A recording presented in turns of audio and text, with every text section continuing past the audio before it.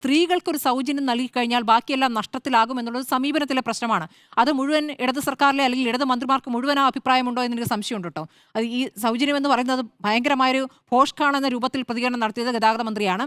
അതൊരു ശരിയായ സമീപനമല്ല. എങ്ങനെയാണ് ഇപ്പോൾ KSRTC ലാഭത്തിലായത്? ഗതാഗത മന്ത്രി ഉറപ്പായിട്ടും KB ഗണേഷ് കുമാർ നല്ല മന്ത്രിയാണ്, മുൻകാലങ്ങളിൽ നല്ല മന്ത്രിയാണെന്ന് തെളിയിച്ചിട്ടുള്ളതാണ്. അതിൽ ചില അദ്ദേഹത്തിൻ്റെതായ പരിപാടികൾ നടപ്പാക്കിയപ്പോൾ കുറേ പേരെങ്കിലും തൊഴിലാളികൾ ഒഴിവാക്കിയിട്ടൊക്കെയാണ് നടപ്പാക്കിയിരിക്കുന്നത്.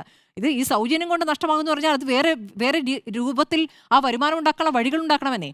അങ്ങനെ കൂടി ആലോചിക്കുമ്പോഴല്ലേ എല്ലാവരെയും അംഗീകരിക്കുന്ന ഒരു രീതിയാവുക. അപ്പോൾ സ്ത്രീകളുടെ സൗജന്യം എന്നുള്ളൊരു വലിയ പ്രശ്നമായി കാണുകയും ആരോഗ്യ ഇൻഷുറൻസ് പദ്ധതിയുമായി ബന്ധപ്പെട്ട് പറയുന്ന ഈ ആരോപണങ്ങളും അത് അംഗീകരിക്കാനാവുന്നതല്ല. തിരിച്ച് ഇടതുപക്ഷത്തിനും ഇനി പ്രഖ്യാപനങ്ങൾക്ക് സമയമുണ്ട്. അവരുടെ പ്രകടന പത്രിക ഒരുപക്ഷെ ഇതിലും മികച്ചതായി കൊണ്ടുവരാനുള്ള സമയം ഇരിക്കുകയാണല്ലോ. അപ്പോൾ ഇതിലും നല്ല പദ്ധതികൾ ആലോചിക്കുക.